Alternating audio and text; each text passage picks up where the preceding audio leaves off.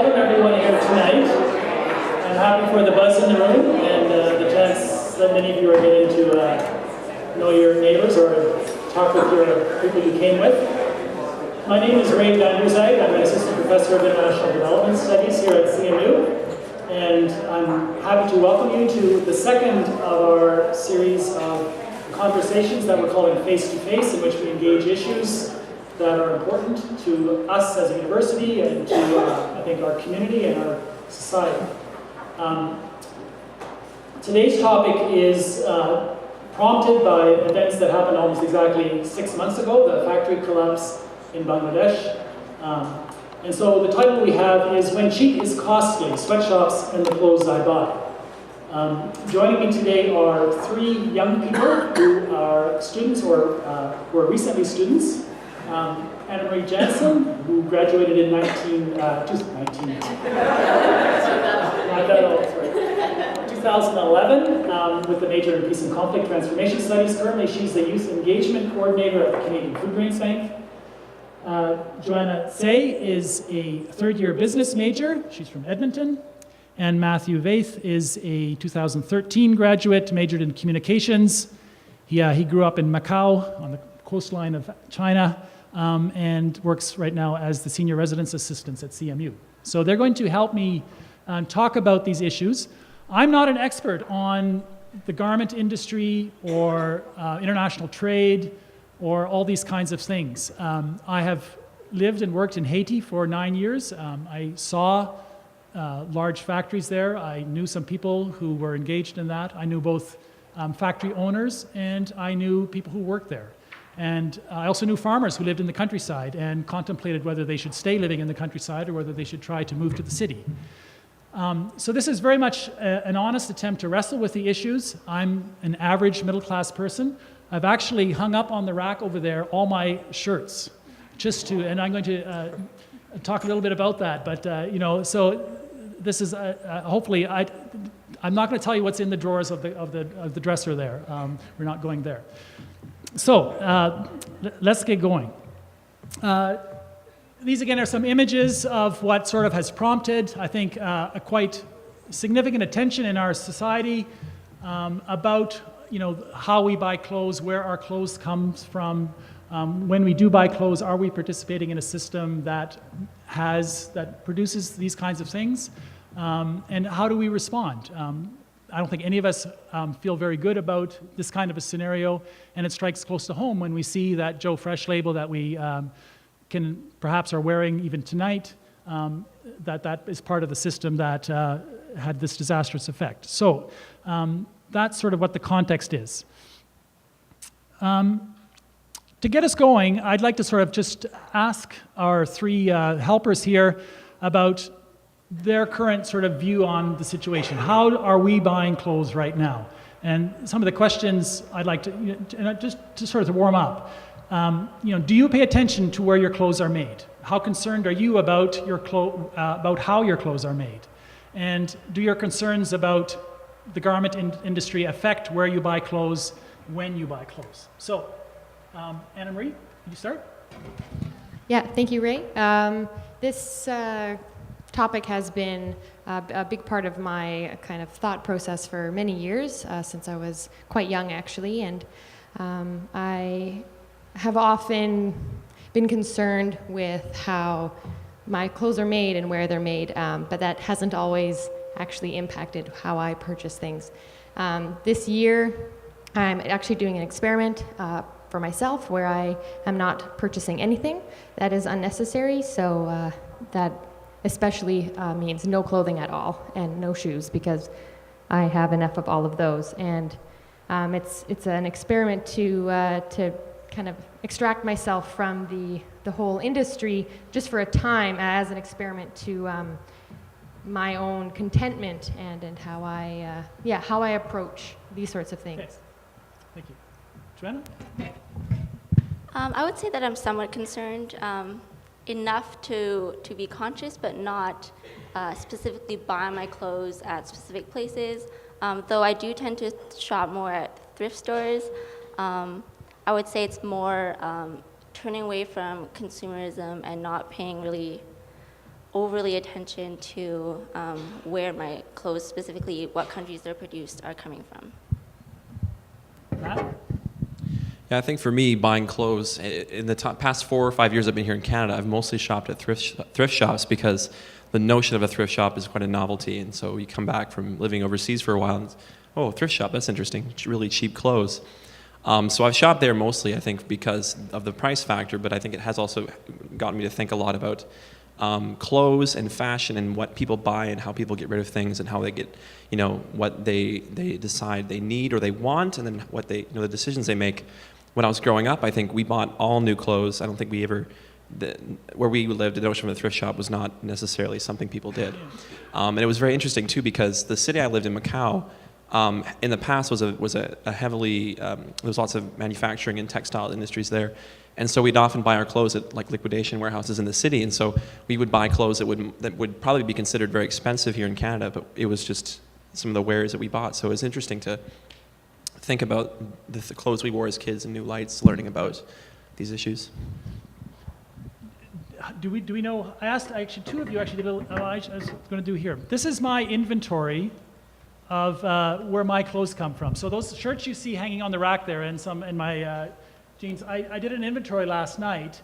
And so across the top, you can see all the places that I found listed on the labels of my clothes, my shirts and my pants, and how many of each of those that I have.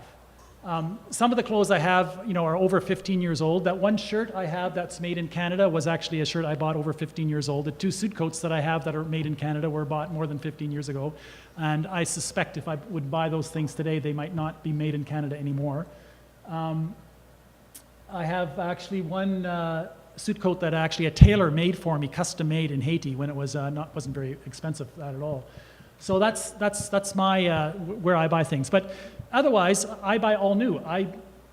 Clothes don't fit me from the thrift store because I'm too tall, and so I buy mail order stuff, and it comes from wherever it comes, and that's what it looks like. And so I assume if we would do the similar kind of inventory, and you would peek at your neighbor's tag on the back of their shirt, we would maybe have a similar kind of list of countries up on the wall. I thought, and it made sense to put this in a little bit into a historical perspective. And when I started just, a basic, research on this page came up from Wikipedia. And this is an infamous incident that happened, the Triangle Shirtwaist Factory fire in New York in 1911. And I don't expect you to read the whole business there, but 146 garment workers were killed.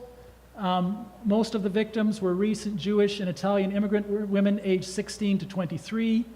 The managers had locked the doors to keep them working. And in a certain sense, nothing has changed in some manner. And so this used to happen close by, and the controversy was, much more severe maybe, or when it did happen close by. Now it's happening far away, and we still know about it. But this is an interesting, I thought, historical perspective. In Winnipeg, back in the heyday, there were no factories. There was just small tailor shops. 1899, the first mass production factory was opened.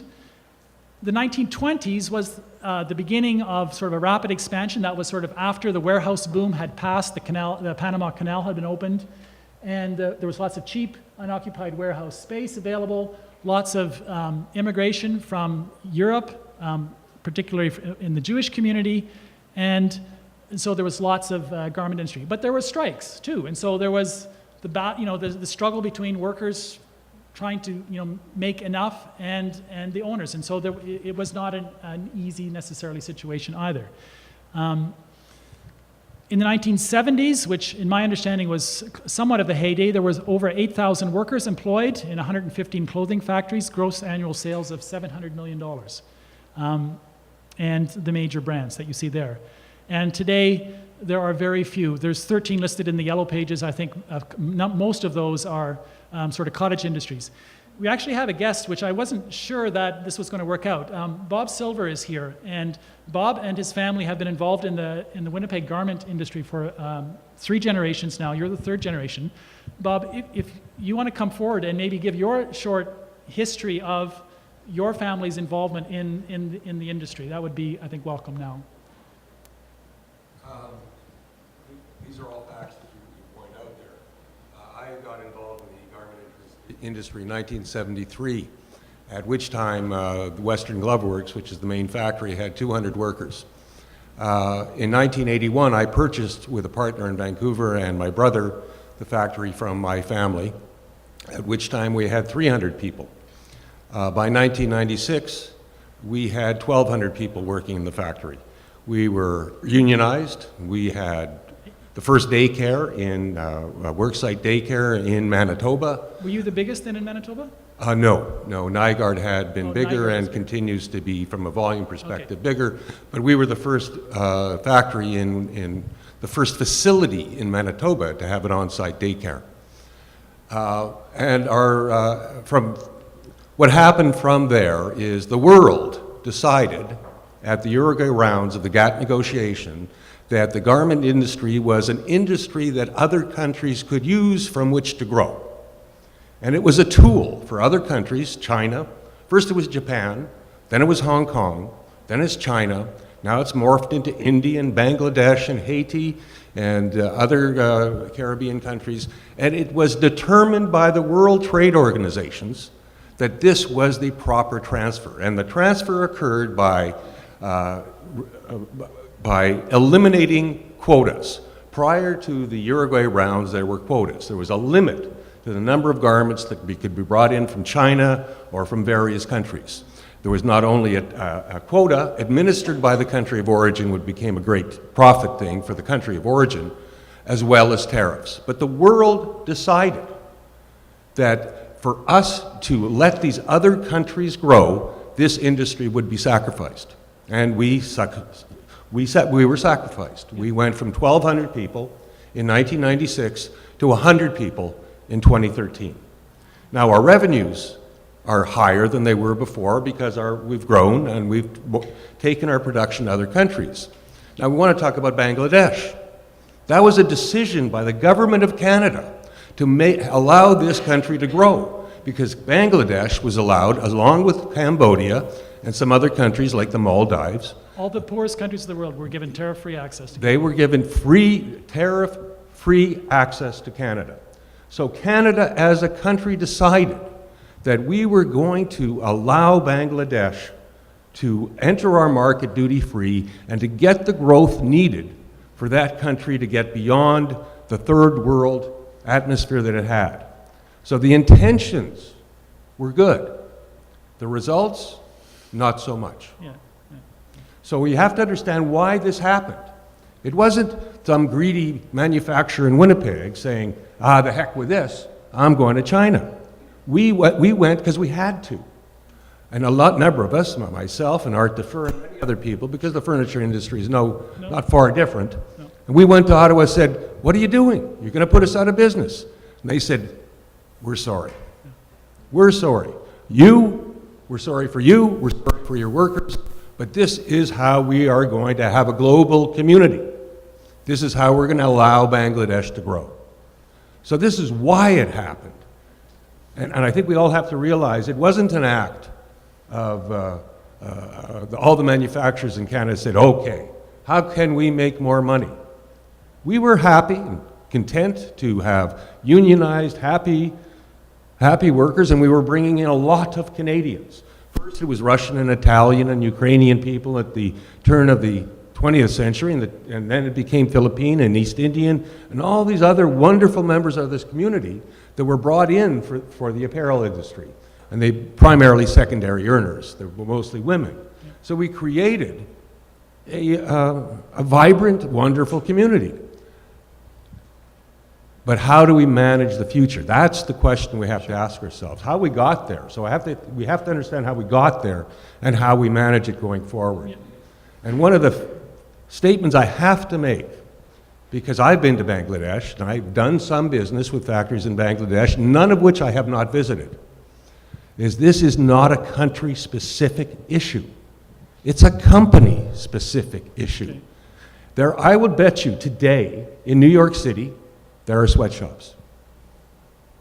I would bet you today in Los Angeles, there are Korean sweatshops because of Korean immigrants bringing in other people.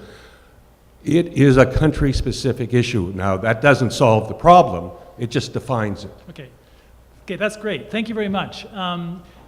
I think maybe if there's one thing I would add to that, in terms of the economic, I think the government sacrificed the industry for the benefit of the consumer, who then in theory would also benefit from cheaper clothing.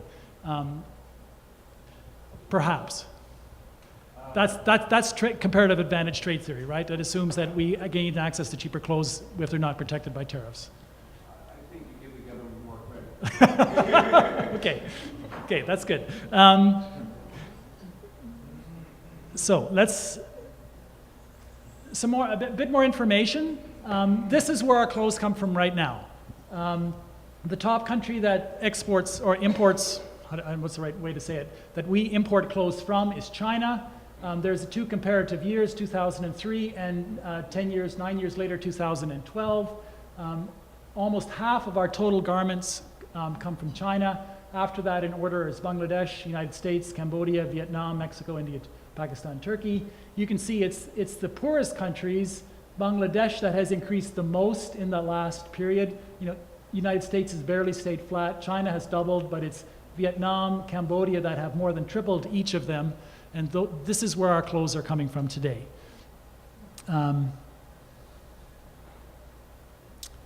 So the question becomes now, in terms of the people that are working in the garment factories, isn't having a job in a garment factory better than not having a job at all? Doesn't trade with poorer countries help them, and this is sort of the logic that the Canadian government used, allow them to increase income and skills and slowly move up into higher value economic activities? Almost everyone, labor groups, governments, advocacy groups in countries like Bangladesh, say to us, don't stop buying our clothes. We want to sell you our things because they provide jobs. So what do we do when yet we see things like factories falling down and fires and stuff? Joanna, you're the business student. I'll give you first crack at this question. Well, I think that's not the right question to be asking. I don't think we can say that countries are better off. I think in talking about trade theory, yes, if companies and countries produce what they're most efficient at producing, then everyone has more trading pieces, so to speak. And if we trade more, then the whole global pie, if you will, gets bigger. And I think the question is, how do we slice up this pie? How do we make it fair? And how do we help those who are less fortunate than we are in that deal? Okay.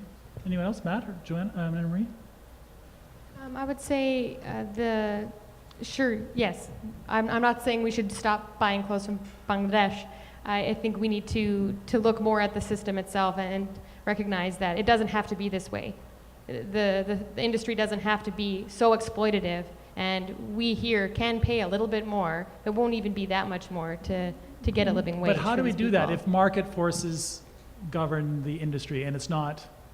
Because we get what supply and demand makes it happen the way it happens. Supply and demand for labor at that end, supply and demand for the cheapest clothes. And so how do we, without setting a minimum t-shirt price?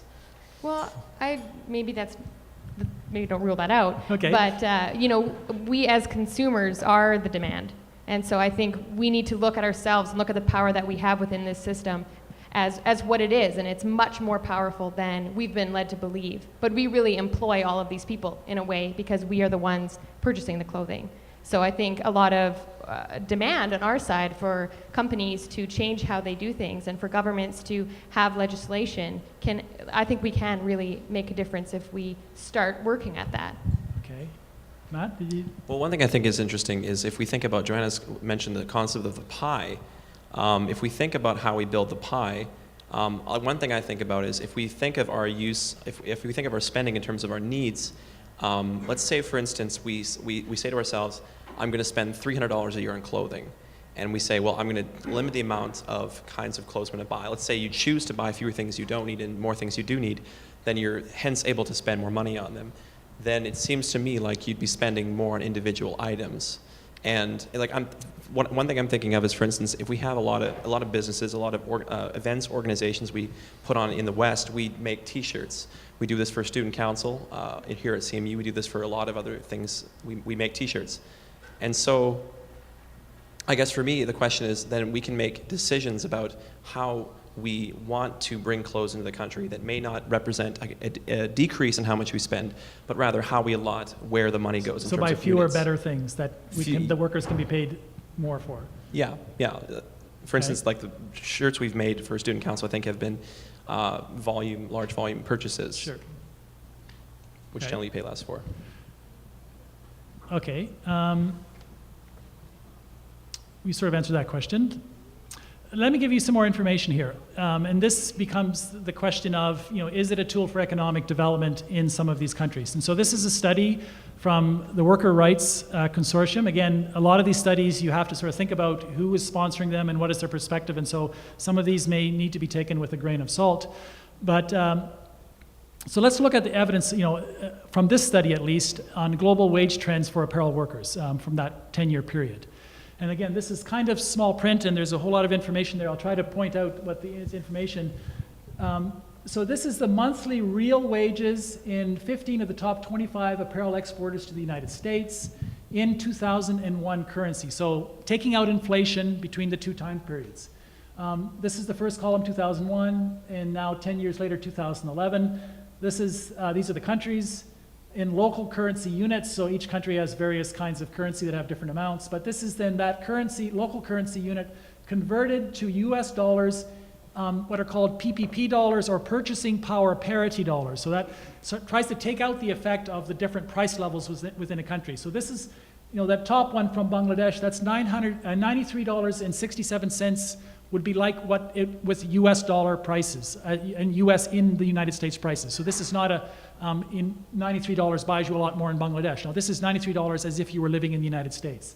So the story here is, so Bangladesh, in 10 years, the average monthly real wage for just a full workday, not overtime, not production bonuses, has actually gone down a little bit. It's gone down in Cambodia.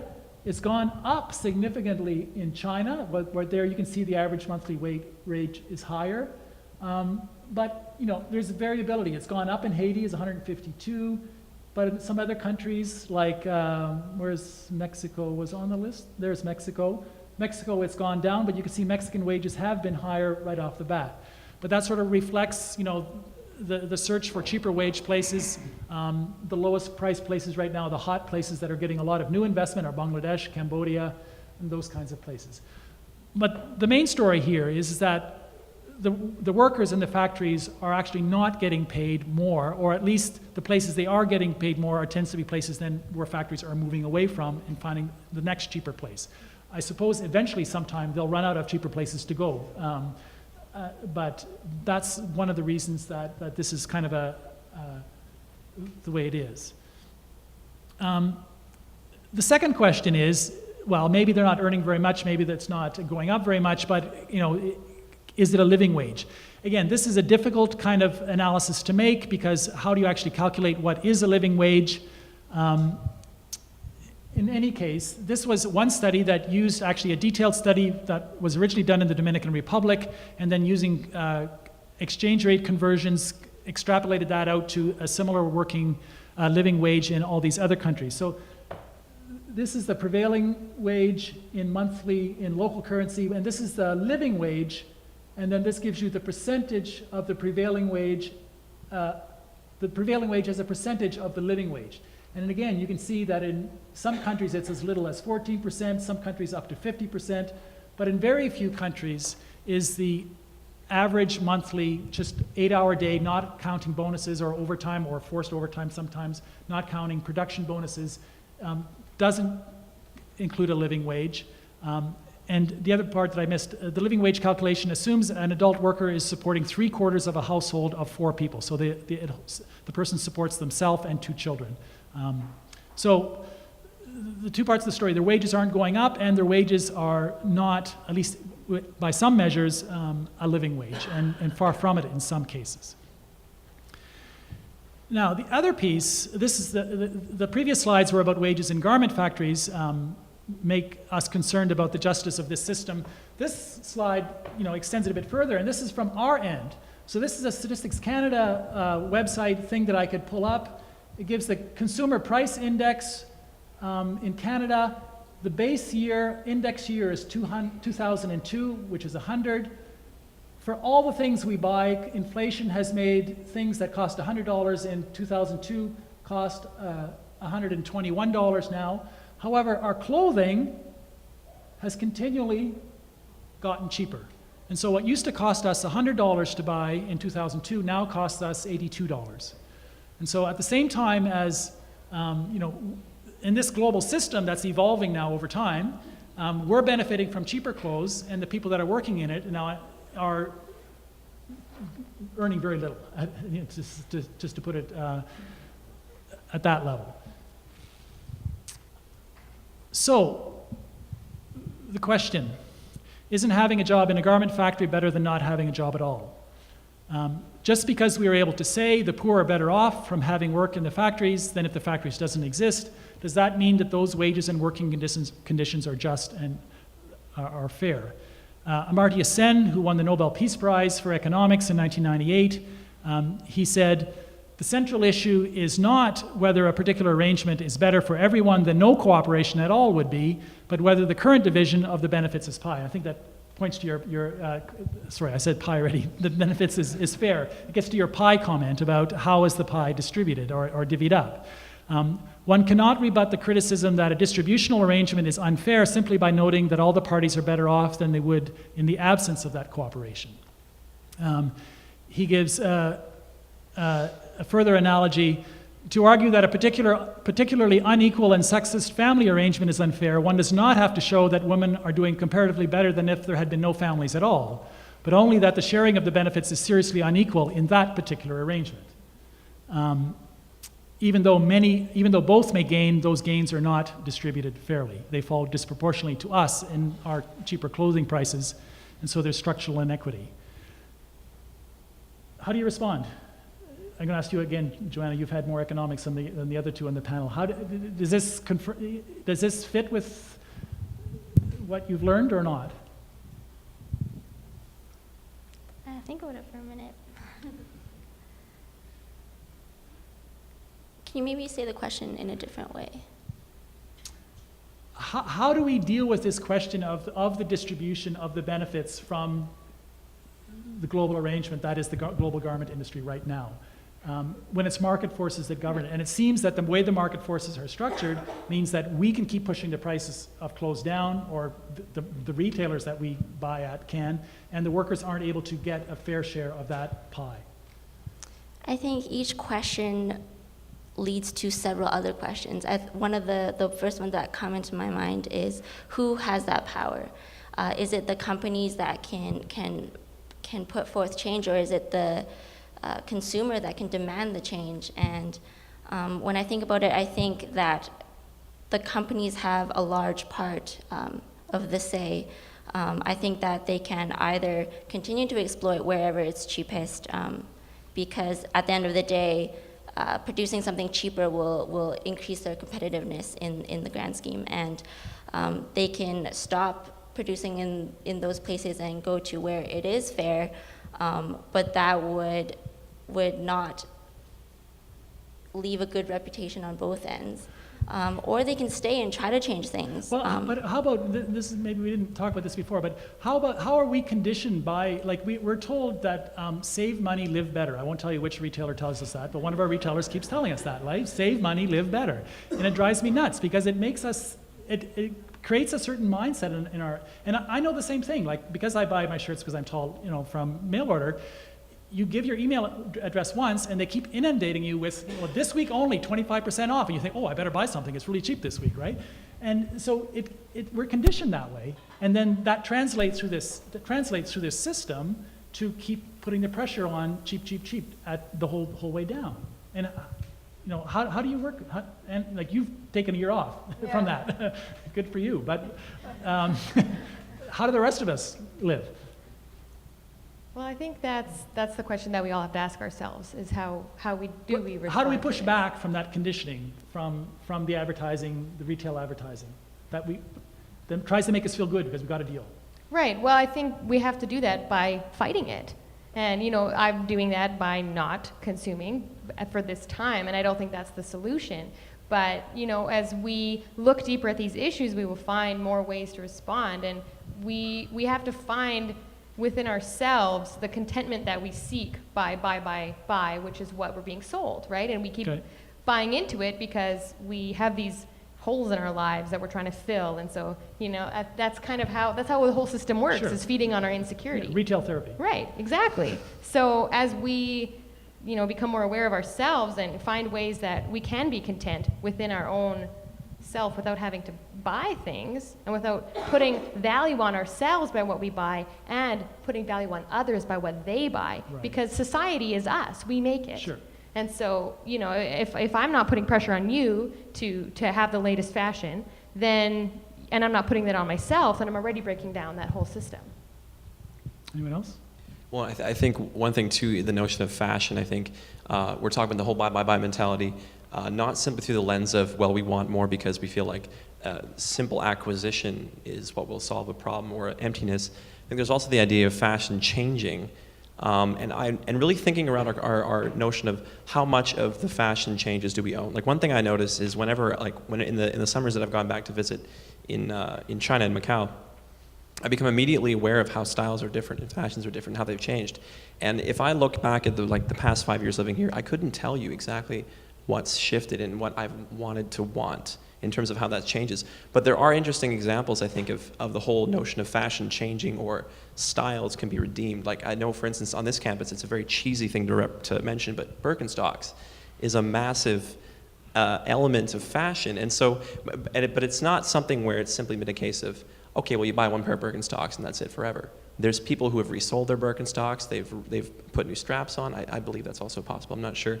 And so there's ways to kind of take that system that is one of, well, how do we operate on our appearance? Like, how do we manage our appearance? And it's one that I think that we can really relocalize in this sense, because I think it has so much control over us because it's so far away. Because a lot of the fashion directions of a lot of clothes we buy are things that are determined by marketing decisions way off in distant places. But if we try to think about fashion as a local thing, I think it'll be less of a beast that we can't tame. But it seems that some of our discussion is getting us to resist buying and saying the problem is consumerism, whereas the garment industry would say the problem is not consumerism, it's the wrong kind of consumerism, or the wrong, the impersonal and the impersonality of it, the distance, the unaccountability of it, that's just been driven by the price thing. So how do we get around it? Let me carry on. I have next, this is going to be my summary of this thing. From an economic point of view, it seems to me what they're saying is they may be better off than if there were no factories, but it's still not fair or equitable. So it may become a lever for economic development, but it's still a very difficult road to hoe to get up the economic ladder to out of very low wages like we saw earlier up there. Next, I want to show you two short video clips. One from the perspective of garment industry is a good thing. It's an engine of growth, and it can be done ethically. And so this is about a 2.5 minute clip from a situation in Haiti where the International Finance Corporation, which is a branch of the World Bank, which gives loans to private corporations to make development investments in poor countries, and the International Labor Organization, which is an arm of the United Nations, are together trying to put in place a system of promoting exports, but with some standards. So bear with me while I maybe make this technology work. Where's my pointer?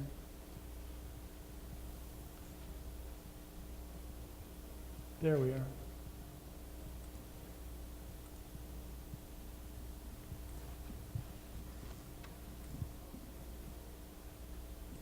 Has it gone to sleep? There we are. Better Work Haiti was established in 2009 as a rollout of Better Work's pioneering global program to improve labour standards along the world's global supply chains.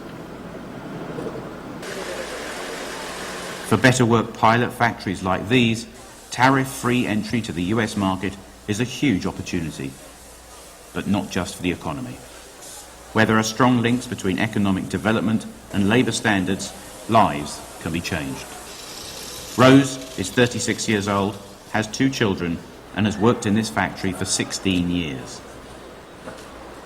With improved labour standards, thousands more workers like Rose will benefit from better work conditions, better pay, and a safer, more prosperous place to build their futures. The job is quite good, and if you work well, then the conditions can be good. With the Better Work programs, the customers will feel more comfortable. This is a They factory know owner. that there aren't human rights abuses or things like that going, because they know some factories that aren't being monitored, and so they make you feel more comfortable to put more work here, and we're all going to benefit from that. As United Nations Special Envoy to Haiti, Bill Clinton wanted to show his personal support to the individuals, the organisations and the business leaders who are working hard to improve both the Haitian economy and its labour standards right down to the factory floor. Bill Clinton is an active supporter of the Better Work programme. The International Labour Organization, building on its success in doubling employment in the Cambodian apparel industry, is again teaming up with the International Finance Corporation through Better Work Haiti to do the same thing here, and they're here, and it's a good thing. Garment industry giants represented here, the Gap, Walmart, Levi's, have agreed to work with Haitian factories, the ILO, and the government to ensure that all garments and textiles meet ILO guidelines and that workers' rights are respected. Okay, so that's sort of somewhat of a promotional piece about the benefits, and Bill Clinton is behind it, and so it's a good thing.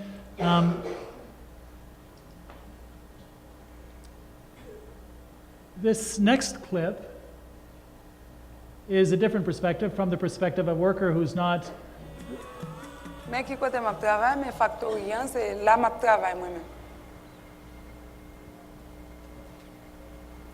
Oui, moi j'ai commencé à travailler à 19 ans. Moi vinn arriver aujourd'hui an, moi gagné 32 ans mais moi pas ouais et rien. Li règle pour moi ça fait m'pas ka dire. Li pas règle pour moi c'est parce que moi pas dormir dans la rue, mais c'est seulement laver mes si à terre. Nous avons demandé et veut dire autorité yo, veut dire moun qui responsable yo pour faire un petit coup d'œil sur factory parce que yo pas respecter moun, yo dit yo ça yo vle nan figi moun k'ap travail yo humilier moun yo.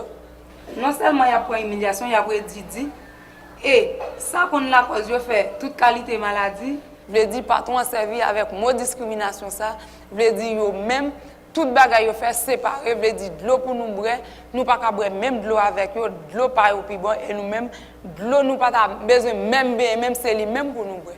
Parce que si nous pas gagner un goût dans mais nous pour acheter un sachet de l'eau, nous qu'on a prêté mourir soif de l'eau, nous pas jamais boire de l'eau parce que là nous boire de l'eau, il pas fait nous bien. Et parfois quand on gagne une toilette côté nous prendre dans toilette, une toilette veut dire qu'on pile monde qui travaille dans factory, une toilette nous prend même 3 mois, il pas jamais nettoyer. Chaque jour c'est là dedans nous observer. Nous-mêmes, nous continuons à passer même 3-4 jours, nous parlons dans la toilette là tellement il n'est pas dans de bonnes conditions. Depuis autant de yon blanc qui rentre dans l'usine, il fait travail comme ça. Fait travail, fait retirer toute bagaille, baler fatra et puis depuis le jour visite blanc, il propre factory. Mais depuis le jour blanc pas venir quitter factory janvier, lié parce que nous-mêmes nous pas régler nous mettre travail dans poussière à l'aise parce que nous-mêmes c'est pas mon nous. Si pas ta gen courant c'est d'elle ko k'ap travail. Parfois d'elle ko qu'on en panne en retard même 10 minutes 15 minutes, c'est sous nous tirer. Si nous t'a prend un petit journal n'a vanté, yo pas même vle même. Parce que yo dit nous si nous senti trop chaleur nous mettre aller. Moun yo dans qui pour travailler avec, veut dire c'est moun qui tête baissée qui pas même lever garder, veut dire n'importe ça yo ba yo d'accord. Ça fait yo besoin plus jeune moun que grand moun. Tout reste en réalité veut dire yo dit la majorité remporte, veut dire 3-4 moun qui campé Vle di ou même la pou oblige voyo ale. Et la vient plus que 50 moun qui vont entrer dans place ou. So clearly, two video clips from either side don't prove anything because you can selectively select stories to suit your particular view. But they give you a window, I think, nonetheless, into the kinds of perspectives that and the experience that different people have in those situations. There are clearly people who do that work. It's not very good for them. They persist because they have few better options.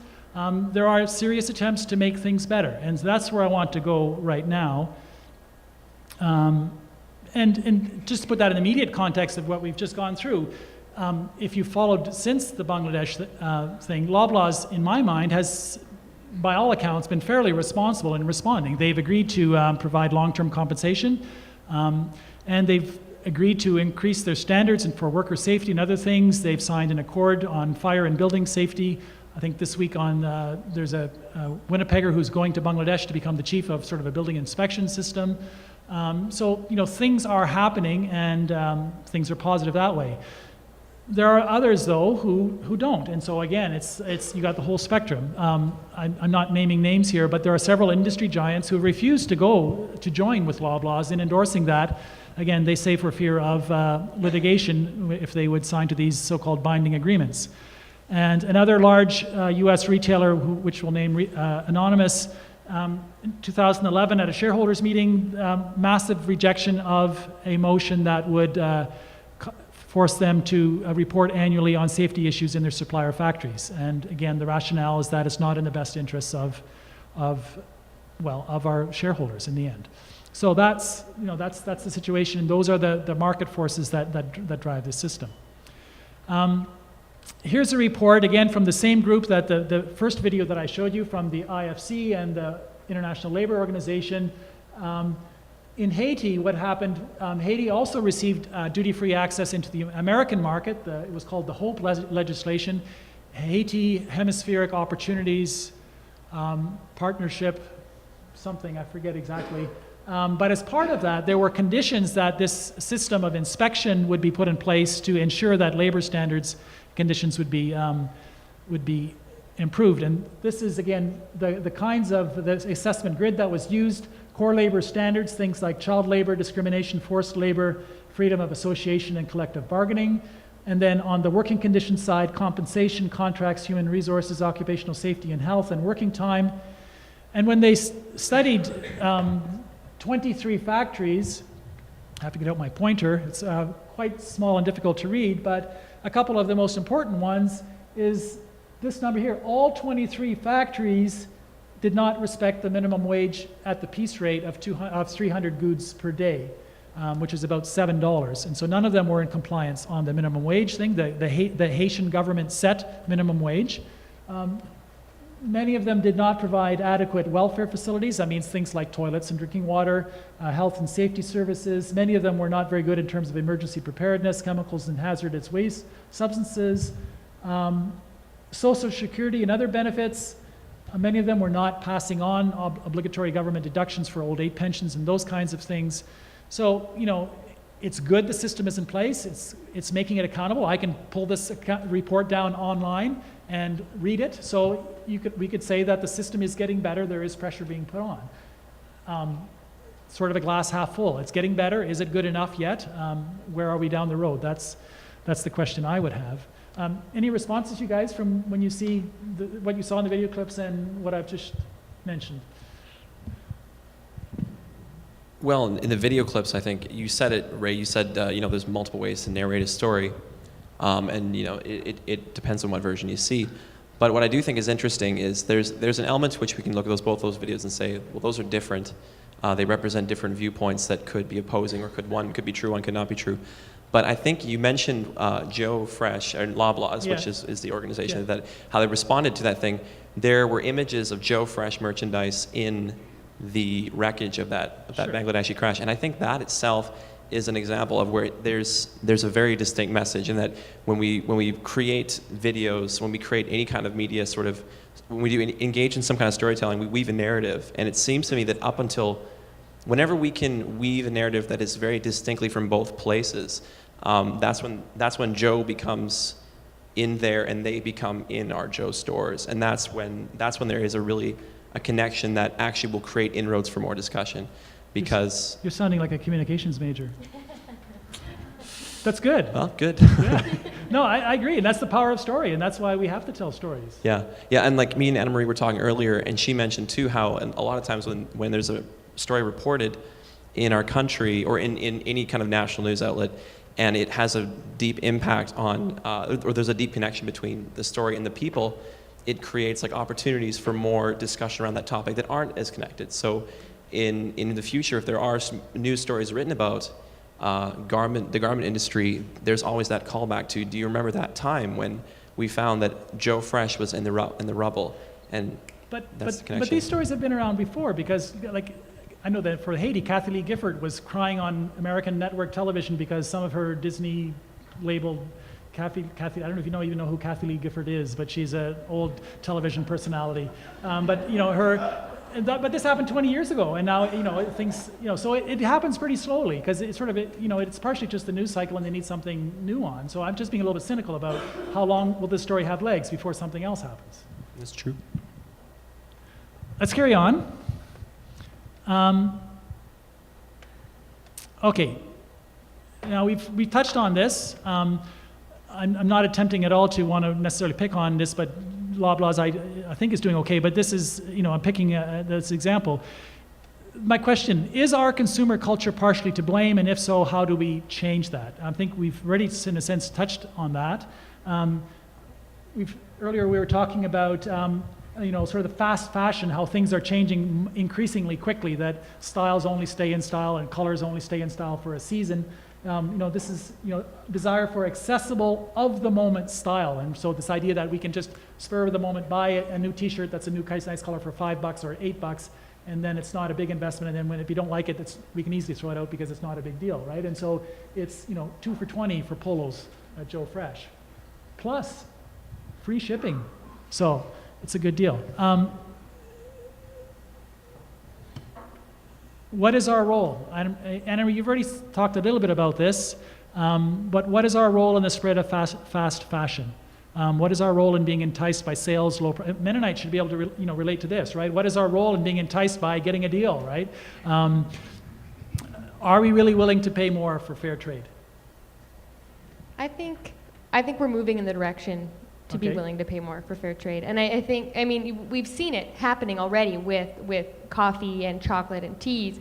People are getting more and more. It's no longer such a niche market. It's expanding. And I actually just read, I think yesterday or maybe today, that Patagonia is now having certified fair trade apparel. Yes. And so I really do think that this is changing, and maybe you're right, it is really slow, but I think as it continues to grow, people will be more willing to look at things and say, yeah, it's okay if I spend a little bit more on this because it is equitable, and maybe I don't need, if your shirts all of a sudden cost $50, you're not going to buy as many, and the fashion won't be able to change as quickly because people can't buy into that. Right. So it's kind of like it'll have to happen together, but how we deal with disposable fashion and how the industry works will have to go hand in hand. Okay.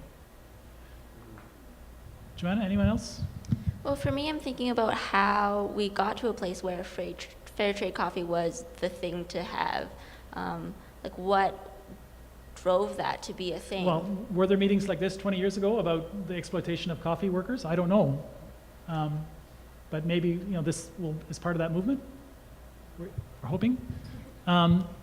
Well, just to say, increase the complexity, and I'm just going to throw this out as a bit of a zinger. If once we fix the fair trade clothing, we can move on to cotton, the raw material that goes into our clothing. The average North American consumes 14.2 kilograms of cotton. China, India, Pakistan, and Uzbekistan are among the top 6 global producers. Uzbekistan, apparently, there's not a very good situation for the production. They export over $1 billion worth of cotton per year. The Guardian newspaper in the United Kingdom reports that over 1 million Uzbeki children and young people work in slave-like conditions producing our cotton. So, and there is a responsible sourcing network thing, advocacy groups that are working on that. So This is just to, say that if we think it's just about clothes, it's not just about clothes, it's also about cotton, and it's also about a bunch of other things. Well, to be fair, for somebody to be fair trade certified, I'm pretty sure it has to be right from the Right, it would have to be right from the cotton field. Okay. So, the bigger question, in a certain sense, then, is how does social change happen for big, complex, diffuse problems like this? How complicated is this issue for you now? Do you know what should be done? What are the first things that we can do to eliminate the worst types of dangerous, exploitative working conditions in garment factories? Before we go there, I'm going to give you one place that I thought maybe this is a way to do it. And this is sort of a Canadian success story, Mountain Equipment Co-op, or now mostly called MEC, which is consumer owned and bills itself as a place that responds to the interests and the wants and the particular motivations of its members. And so they have on their website again is ethical sourcing, what they're doing, what you can do, factory conditions, responsible things. Listen to what MEC says when they talk about ethical sourcing. And I pulled out to make it a bit clearer. And there's too much text here. And so they talk about, are we paying a living wage? They say, in principle, we support a living wage. In practice, we face the following difficulties in implementation. First, there's no precise or agreed upon formula for actually exactly what is a living wage. Secondly, neither industry nor factories broadly support a living wage. So it is quite difficult for us to go it alone. Making MEC brand product is a small fraction of an average factory's business. So they say that if they're making MEC branded clothes for half a day or for 2 days, and they would offer to pay them 3 times as much to make a living wage payment, are they going to go back, the factories then, are they going to be able to go back and pay the old wage that's not a living wage once they've finished the MEC run? And so they say they can't do that. They just can't demand that. And then the similar line that says that retail prices, well, some will get absorbed, but some will be passed on to consumers, and consumers, including our members, are to some degree still price conscious. And so a living wage is important. However, there are many serious operational issues. We will continue to explore all possible options. In the interim, we are working on equally fundamental issues such as improving working conditions and getting factories to pay workers the wages they are legally entitled to. So I don't know how you feel when you read that, but it's a little bit like they're throwing in the towel. They're saying, well, we would like to, but it's sort of too hard, and we're doing our best. Or maybe they're just saying we're doing best practice and we are pushing the bar up slowly, and the best practice right now is not able to produce a living wage, but if we're the ones that are leading the way, that it slowly will get better. Oops, this is what I wanted to do. And so, the idea of ethical consumerism, right? How do we do that?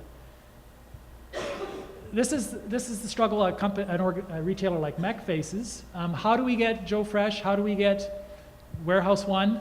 How do we get the big stores to do this kinds of thing? Ideas?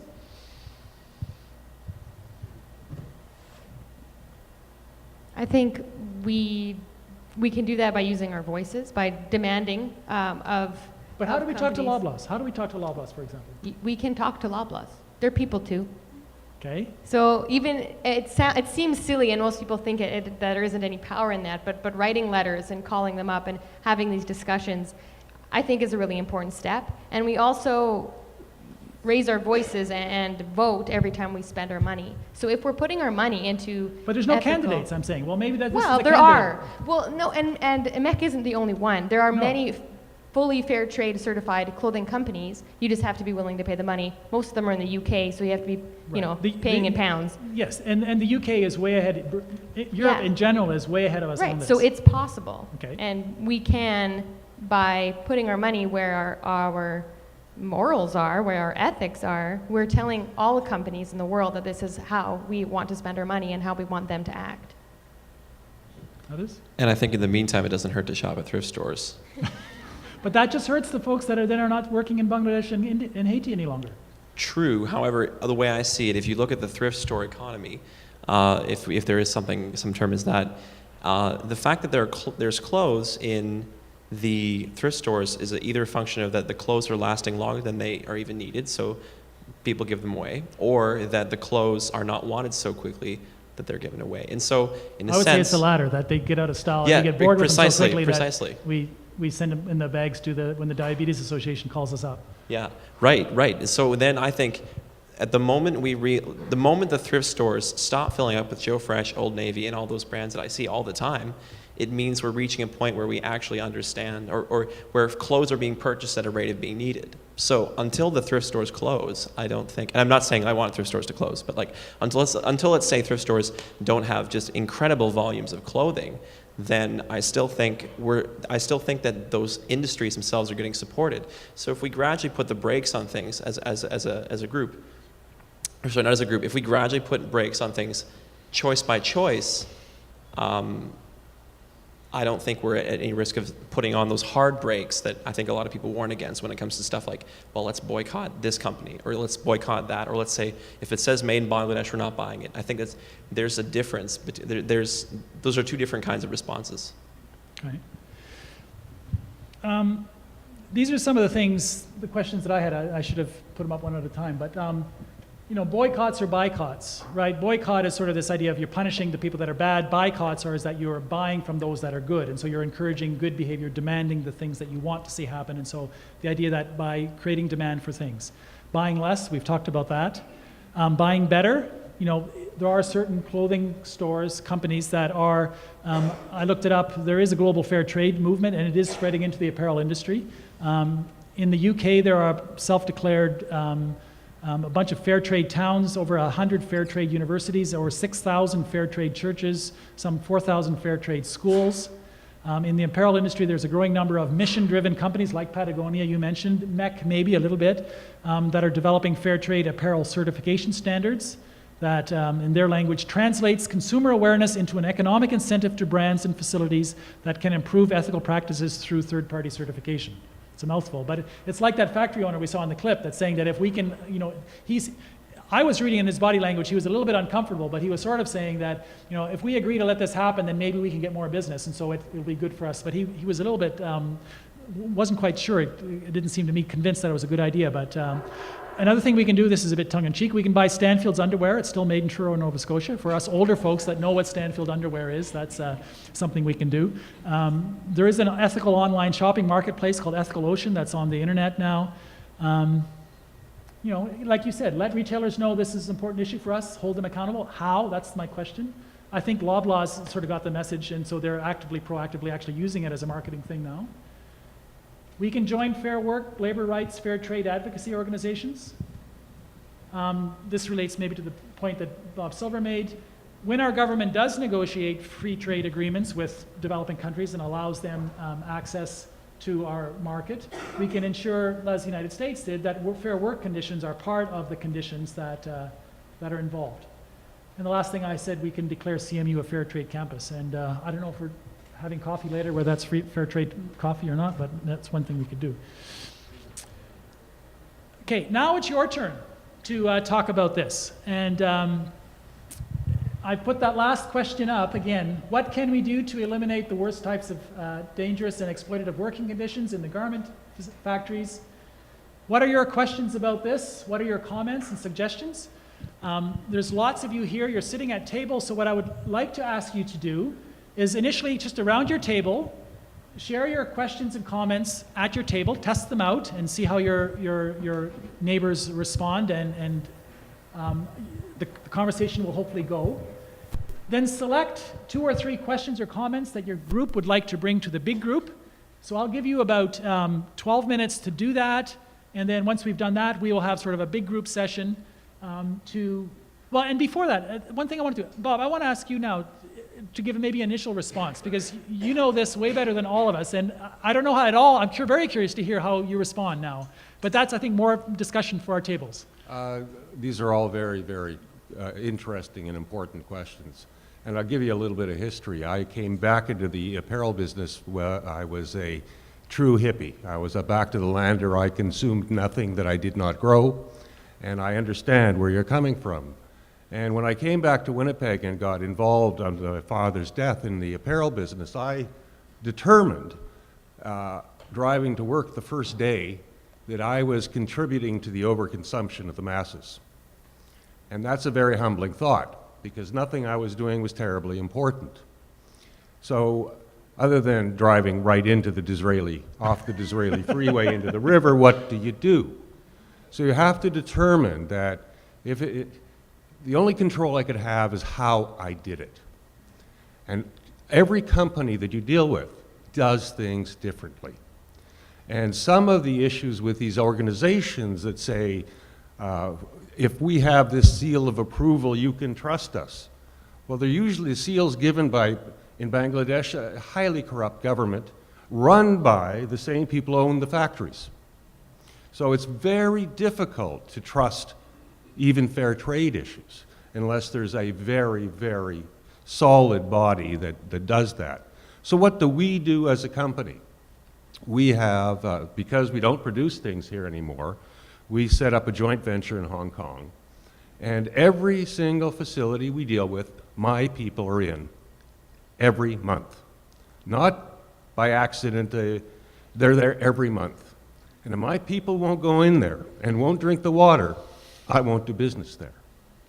So it's really about trying to find out who are the people that are running the company, what makes them tick, and can you trust their product?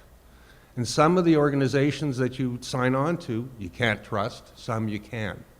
So I think the consumer, everybody can consume nothing and very little, and I'll go back to the land and grow potatoes again. But if we're going to do this, you have to research your product. You really have to find out what's driving that company and what makes those people tick. Now, Loblaws acted responsibly after the fact, not so much before the fact. I very much like what the people at Maple Leaf did with the Listeria thing. They came right out and said, this is horrible, this is terrible, we're going to clean every machine we've got. But you really have to research your company. And the real sadness in the apparel sector is, I'll give you an example, Silver Jeans, that's my main business.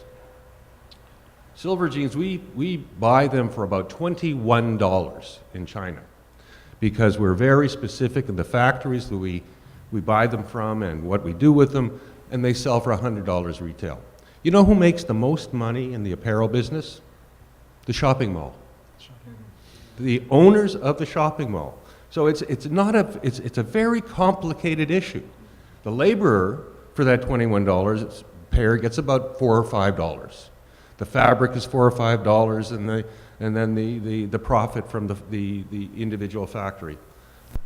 But the guy who owns the mall is making the most money. It's really interesting. And you know, I'm on both sides of this. I own the free press. So I'm in business of advertising for you to consume more. That's my business. If you don't consume more, I'm out of business. Yeah. It's a tricky place to be. In Warehouse 1, in the jean store then, do you see a market now emerging when you can put on the shelf these do you advertise what you just described about your factories, and could you use that to message and get us all to shop at your store? I think there's a beginning of a feeling, but no more than that. It's more like, I like that color, I like that fit, I like that scarf. Yeah.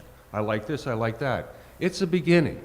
And if it increases, great. Well, and some of the research I just started doing, like about 40% of consumers will pay maybe 10 or 20% more for something that they can feel extra good about. Yeah. Like, push it any more than that, then all bets are off. And there's another 60% of us that, regardless, cheapest is only consideration. So, but is that slowly changing? If we make enough noise longer, then slowly the next generation will be different.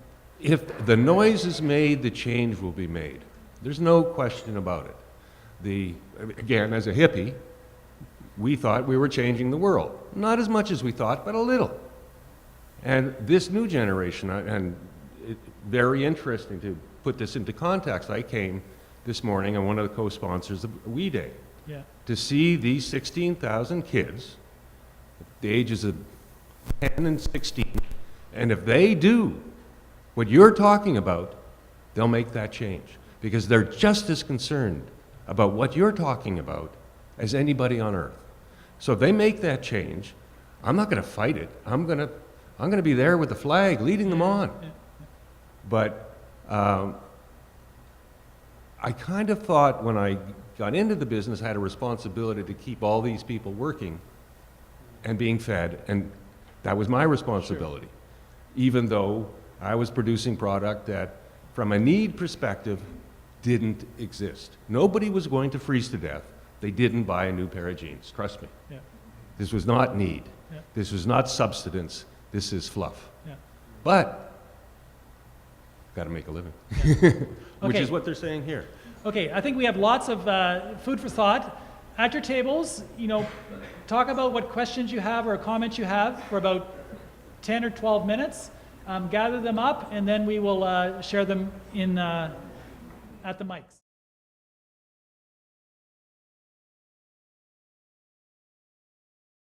There's still lots of buzz. I'm not sure if you're talking about the Jets or clothes, but I would invite anyone who has a question that they had at their table that they'd like a broader discussion with, if they'd like Bob Silver to answer, or one of the students, or ex-students, recent graduates to answer, or anyone else, please come forward to the mic and ask your question to the bigger group, and we can have a bigger discussion.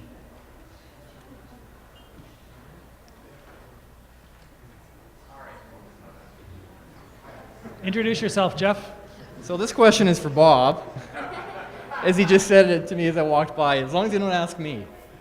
My name is Jeff Huebner. I teach in the business program here at CMU, colleague of Ray's. I teach a course in international business, which Johanna is actually taking as well. So around our table, we had some interesting conversation about a couple of different avenues. And of course, it was great to pester Bob with some questions. What about this? What about that? A couple things we talked about. One is context. So looking at the context of development. Did any of these things that we're talking about happen in the UK during the Industrial Revolution? Yes, they did. Did they happen in the United States during development? Yes, they did. Do they still happen today? Yes, they do. Is it an issue where the wealthy nations are exploiting the developing nations, and there's no sort of, is it a nation-to-nation thing? Or do we have a situation where in developing nations, some local nationals are being exploitive, and some local nationals are being exploited? And here in Canada, do we still have that? Do we have a situation where some Canadians exploit and some individuals who happen to be Canadians are exploited?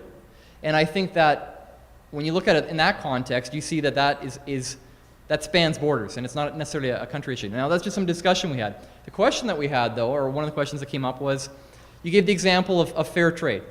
So fair trade, and I talk about this in my courses, in some ways, depending on how you look at it, you're voluntarily paying a little bit extra. So if you want to use it in crude terms, you're mixing philanthropy, paying extra giving, with consumerism and commerce, with paying for what something costs. You're mixing the two together.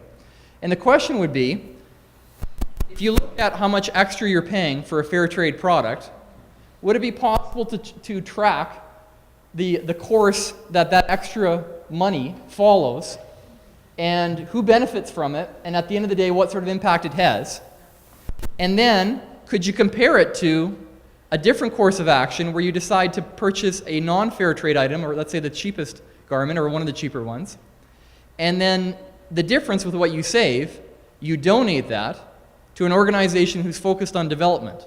And could you then track the channel that would follow and the outcome that would be produced?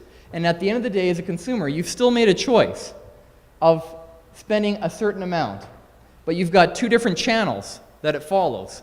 And I think what would be interesting to look at would be to say, is one more efficient than another? And does that perhaps bring a different perspective to the discussion about fair trade or not, but rather, what are we doing with our finances overall? And are there different avenues or tracks that it can follow, and which one's more efficient?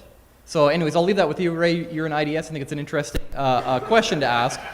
So, and I won't ask Bob. Well, it's an economic question. I'm not a trained economist.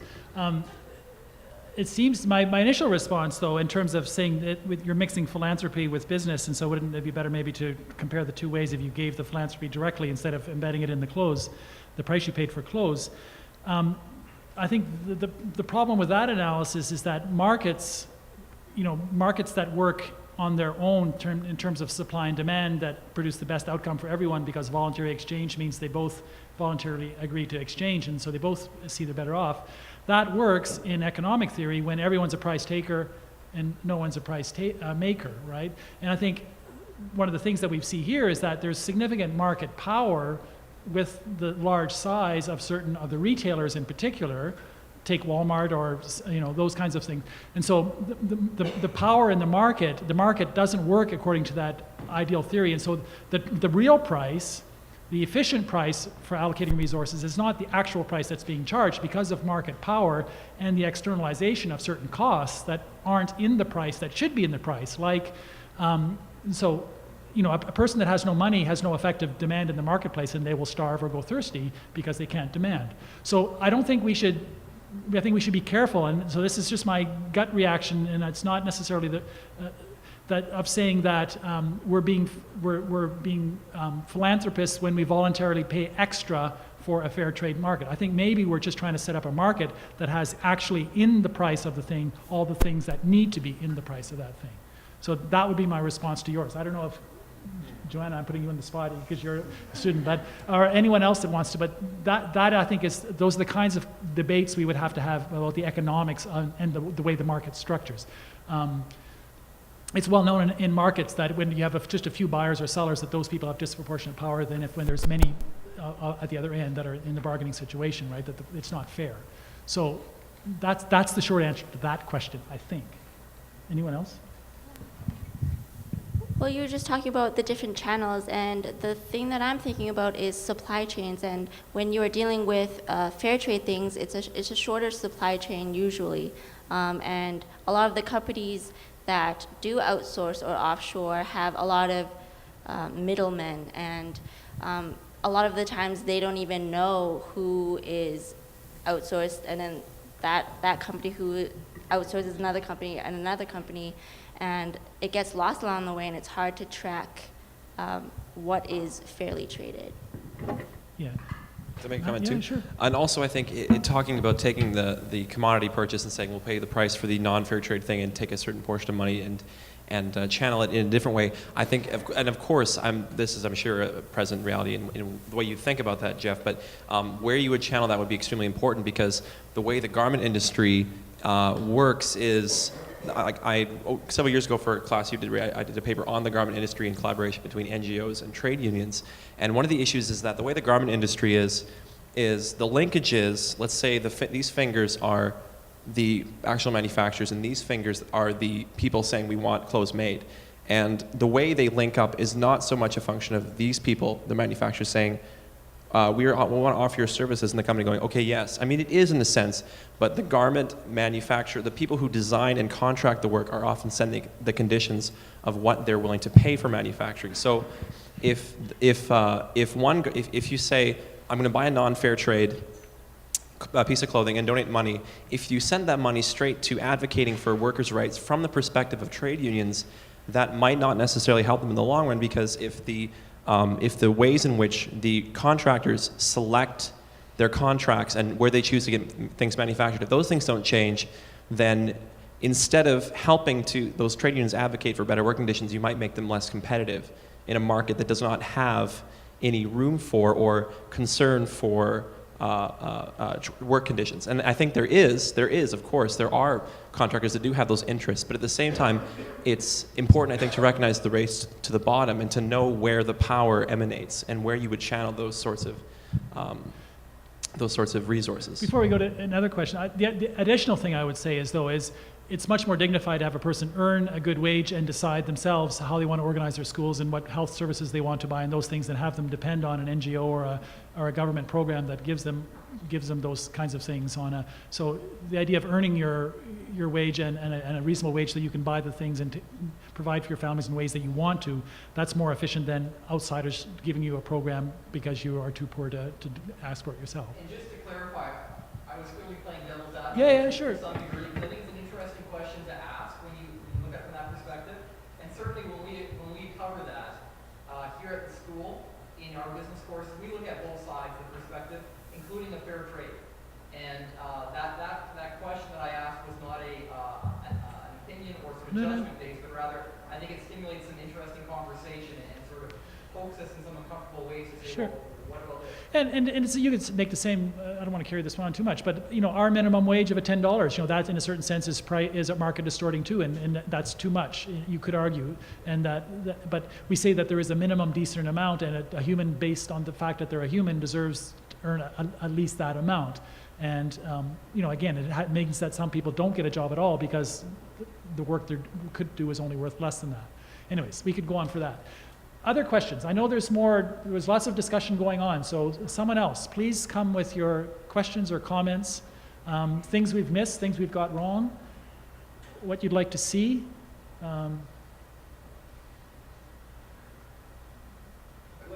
Yeah, Bob, please.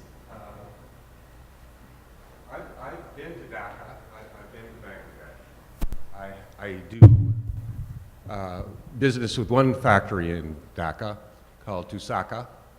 I went to Bangladesh because I used to do business with Walmart. And they said to me, you're either going to do business in Bangladesh or we're not going to buy your product. And I said, well, I'm not going to do business unless I go visit the people with whom I'm going to do business. And there's a big difference in Bangladesh. The old part of Dhaka has these multi-floor factories, and that's where Walmart wanted to put me. And many stories, and they have one stairway, and the working conditions weren't horrible. I couldn't tell you about the structural integrity of the building. I could not. Didn't even cross my mind in those days. But there's another area in Bangladesh, a new industrial area, where I did do business. All the factories are single story. Visited them all. There's 3 that I did business with. I don't anymore, not those 3. And these factories had, one of them had a garden for growing food for the workers, because well-fed workers mean good workers. They had nursing stations. They had no fire issues because they were single story. They were modern. They were efficient.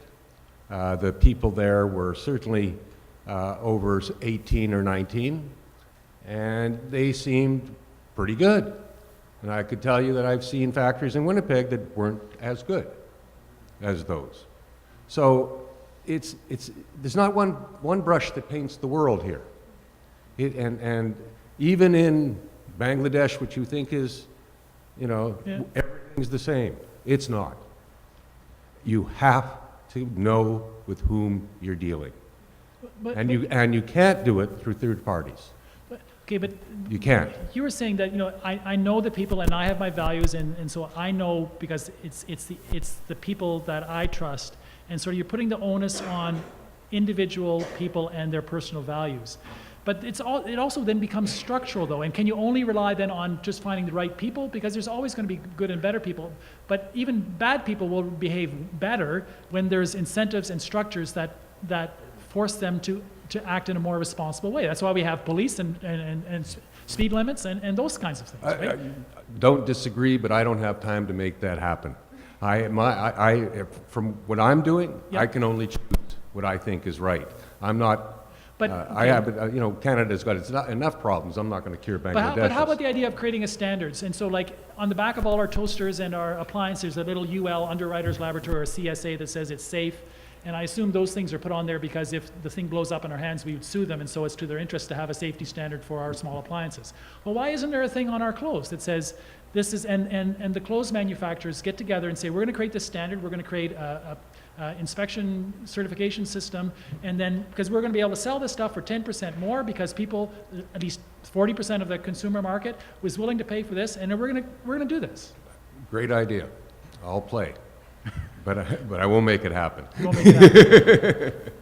Question? Can I ask you a question then?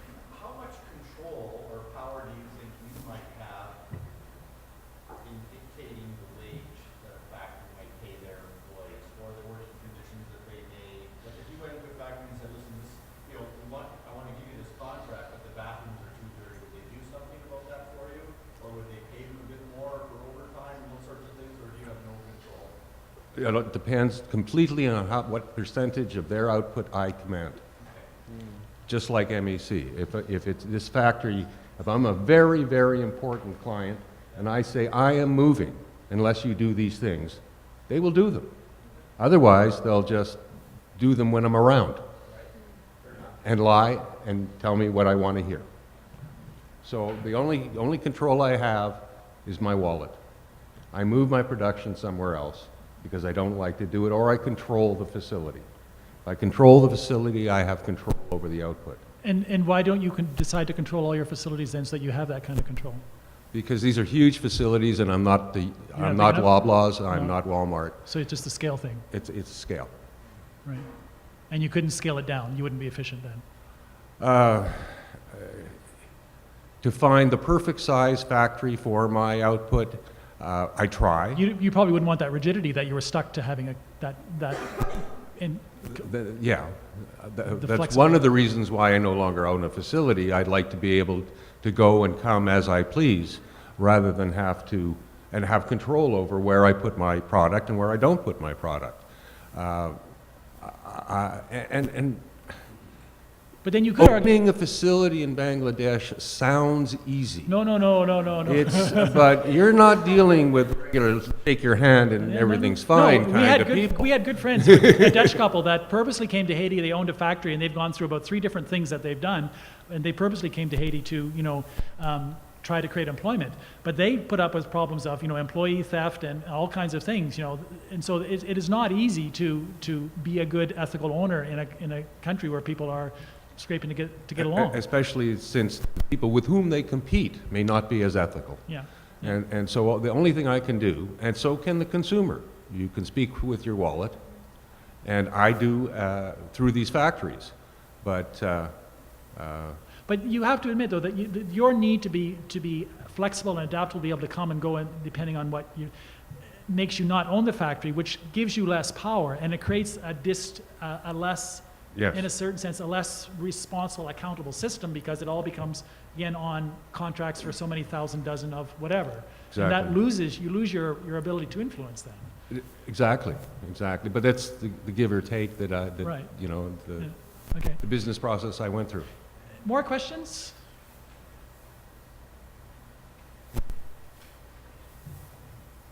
My name is Bram. I don't so much have a question as an observation.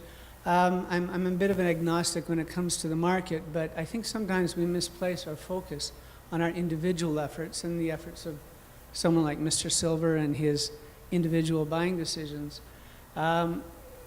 If we actually are already speaking through our wallets, because if you look at the fact that for the young people here, they won't remember this, for people of a certain age, if you roll the clock back 30 years and you said made in Japan, that meant cheap junk. Yeah, no, for sure. And if you say made in Japan now, it means anything but cheap junk. It means something very different. And you can almost say the same thing about Japan, Korea, Indonesia, now China, incredibly.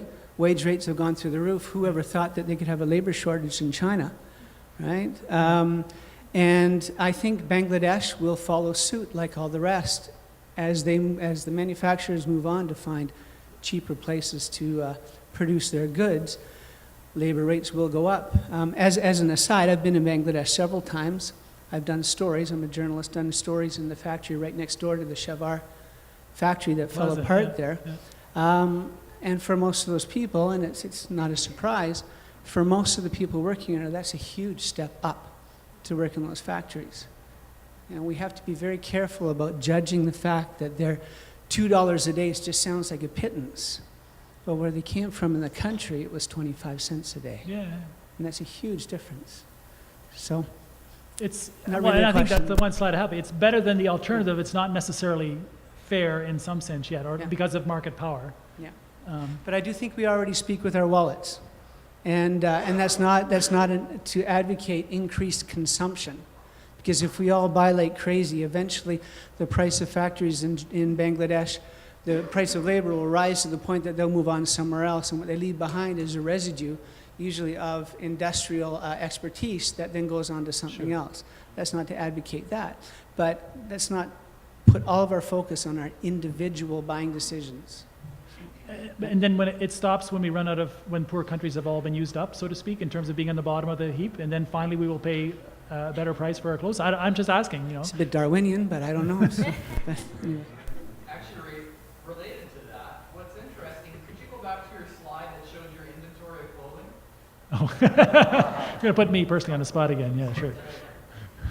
I don't know if I can do this here. Sorry. I think what's interesting about that is Africa would be disproportionately Right.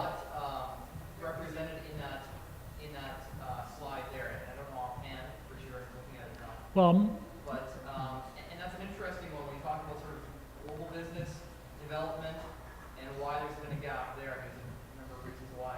And so, is it inevitable that perhaps the trail may chase itself down to Africa, or maybe not? Things are leaving China, and they're going to places like Cambodia, Laos, Burma, in that area. But I think a bigger discussion comes to the different regions of the world, the cultures, and why they're developing certain ways. Sure. I think Africa is probably conspicuously absent. and so then this happens in Africa 20 years from now, and then we run out of places to.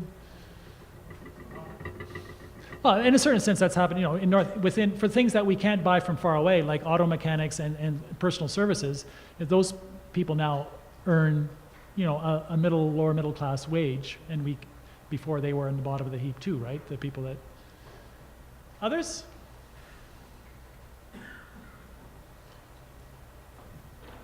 Yeah, my name is Peter, and I think there's one very powerful way where our wallets are involved, and especially for the older generation, because quite a few people are involved in investments.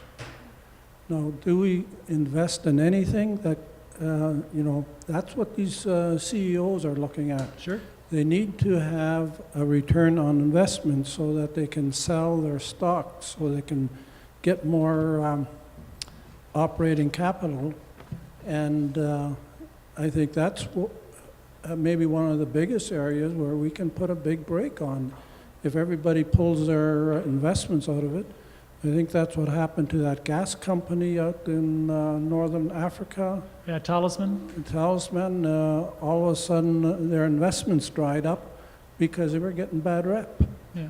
And I think in that area there is a tremendous power.